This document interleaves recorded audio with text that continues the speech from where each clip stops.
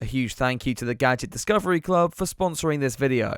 So after the success of last month's video, it's fair to say that it won't take much to get me talking about Romain Grosjean again. And lo and behold, as I was struggling for video ideas on a Wednesday afternoon, this statement popped up on my timeline and made me very happy. Hey there guys, I'm Will and welcome to FP1, where the F stands for French and the P stands for... Nah, I actually can't think of anything appropriate for that one. Anyway, Romain Grosjean is in the news again, with his split from Andretti turning out to not quite be as harmonious as we were set to believe. I mean, who could see that one coming? But how did we actually get here? Let's break it down.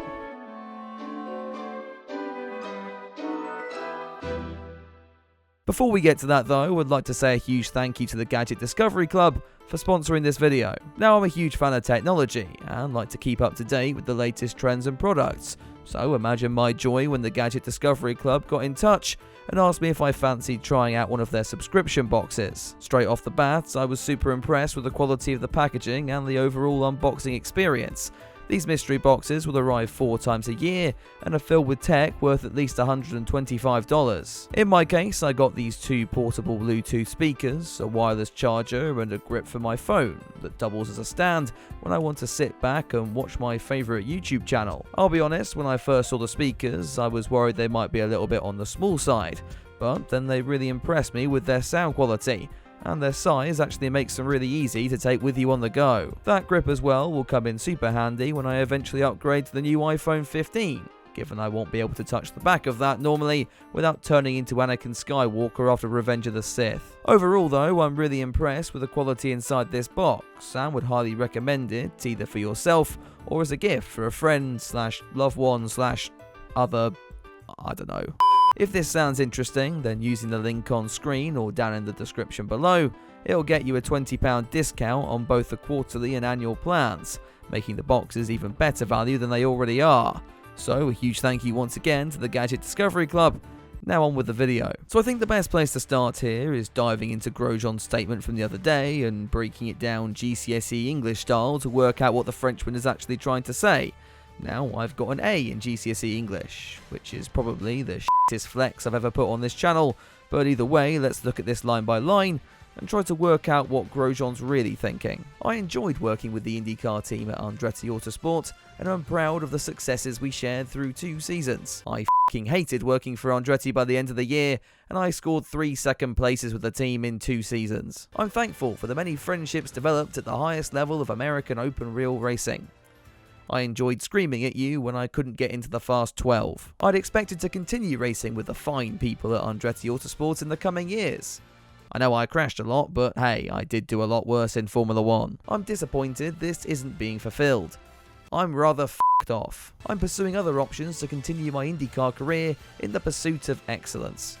Has anyone else got a seat available in 2024? Grosjean ends his PR letter with respectfully and confirmation that he started an arbitration process in Indiana against the Andretti team.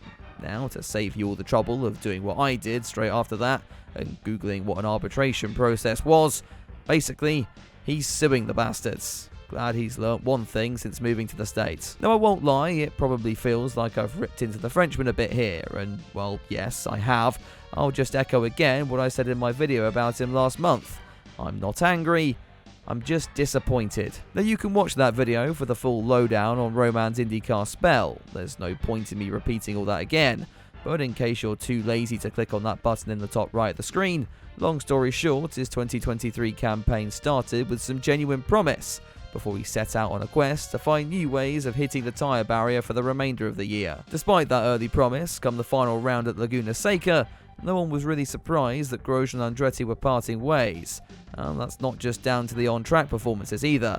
The team-driver relationship looked about as healthy as your average couple on the Jeremy Kyle show back in the day. The animosity wasn't necessarily one way either. Back when the rumours of Romain's axing first crept into the open, Michael Andretti publicly came out and criticised his attitude, claiming the Frenchman pushes it when he doesn't have the car, and instead of bringing it home in 10th, he pushes for 9th, only to finish 28th.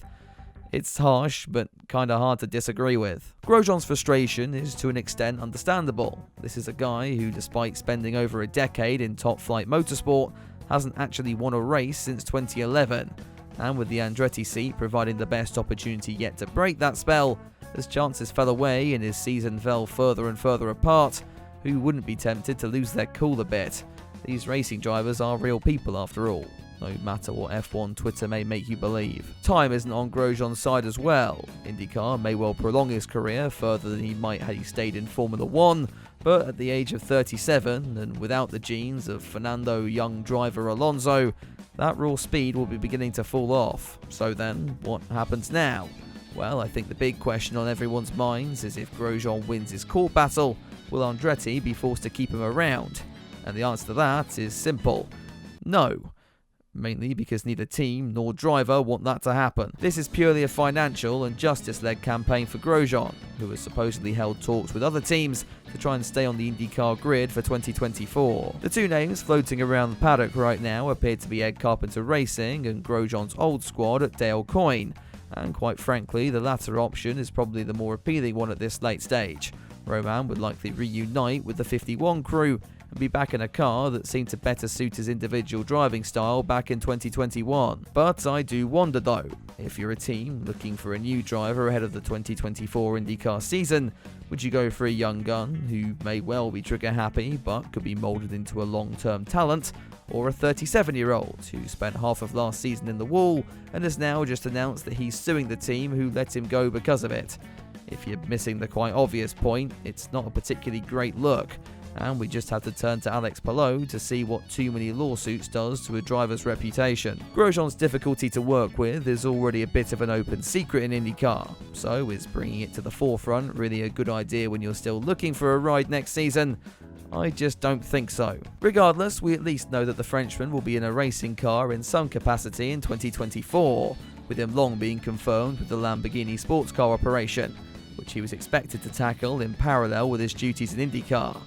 And quite frankly, if I were Romain right now, those confirmed duties would be my priority, especially if ending that 12-year winless streak is really the goal. But I think I've rambled on for long enough, so now it's over to you guys in the comments. What do you think about IndyCar's latest lawsuit?